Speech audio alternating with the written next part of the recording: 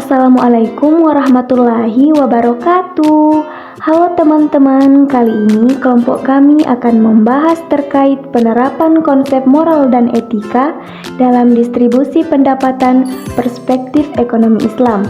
Namun sebelum membahas lebih lanjut terkait materi kami, izinkan saya untuk memperkenalkan anggota dari kelompok kami yang terdiri atas saya sendiri atas nama Nur Alfi Syahri, beserta rekan-rekan saya atas nama Andi Gayatri dan Asrina Ilham.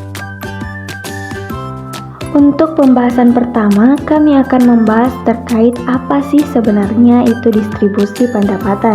Pembahasan distribusi pendapatan tidak akan lepas dari pembahasan mengenai konsep moral ekonomi yang dianut dan juga tidak lepas dari model instrumen yang diterapkan individu maupun negara dalam menentukan sumber-sumber maupun cara-cara pendistribusian pendapatannya. Distribusi pendapatan adalah suatu proses pembagian sebagian hasil penjualan produk total kepada faktor-faktor yang ikut menentukan pendapatan. Konsep dasar kapitalis dalam permasalahan distribusi adalah kepemilikan privat atau pribadi. Milton H. Spencer pada tahun 1977 menulis dalam bukunya Contemporary Economics yang menyatakan bahwa kapitalisme merupakan sebuah sistem organisasi ekonomi yang dicirikan oleh hak milik privat atau individu atas alat-alat produksi dan distribusi seperti tanah, pabrik-pabrik, jalan kereta api, dan sebagainya, dan pemanfaatannya untuk mencapai laba dalam kondisi-kondisi yang sangat kompetitif. Hussein Shahata menjelaskan beberapa instrumen yang sangat beragam untuk optimalisasi proses distribusi income. Di antaranya, yang pertama ghanimah, yaitu harta rampasan perang atau uang dan barang yang diperoleh kaum muslimin dalam peperangan. Kemudian yang kedua, kharaj, yaitu kewajiban moneter atau fiskal yang diwajibkan atas tanah pertanian di negara-negara Islam yang baru berdiri. Kemudian yang ketiga, jizyah, yaitu kewajiban atau fiskal yang diwajibkan oleh pemerintah negara Islam kepada non-muslim, tujuan utamanya adalah kebersamaan.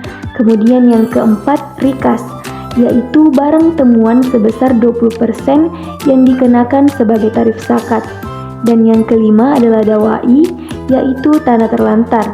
Yang keenam yaitu usyur, yaitu suatu kebijaksanaan moneter dalam Islam yang diwajibkan pada komoditi perdagangan yang diekspor maupun diimpor. Yang terakhir yaitu zakat fitrah, kewajiban tahunan sebelum Idul Fitri, wajib bagi personal dan orang-orang yang masih di bawah tanggung jawabnya. Selanjutnya, instrumen yang lebih berkaitan dengan kesukarelaan dan kedermawanan dari seorang muslim adalah yang pertama, qard hasan, pinjaman tanpa tingkat pengembalian. Kemudian yang kedua, nuzur, yaitu perbuatan untuk menafkahkan atau mengorbankan sebagian harta yang dimilikinya untuk mendapat keridhaan Allah Subhanahu wa taala. Kemudian yang ketiga, wakaf, memberikan bantuan atas kepemilikannya untuk kesejahteraan masyarakat umum.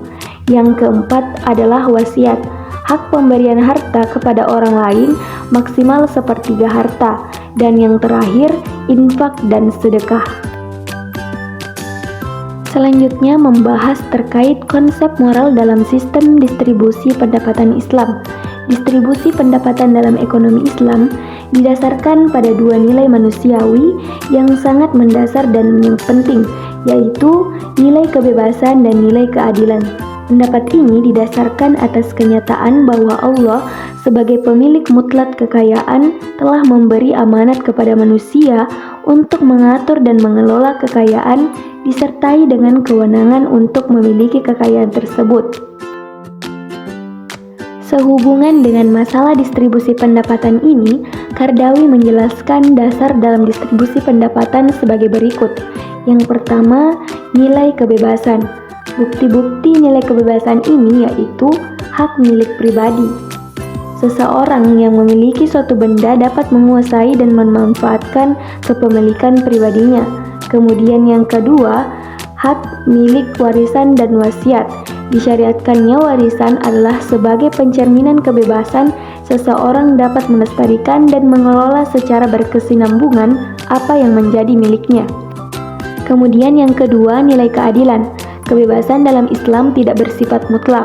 Oleh karena itu, meskipun seseorang diperbolehkan memiliki, namun ada ketentuan batasannya atau aturan dalam memperoleh, mengembangkan, dan mengkonsumsi harta yang dimilikinya.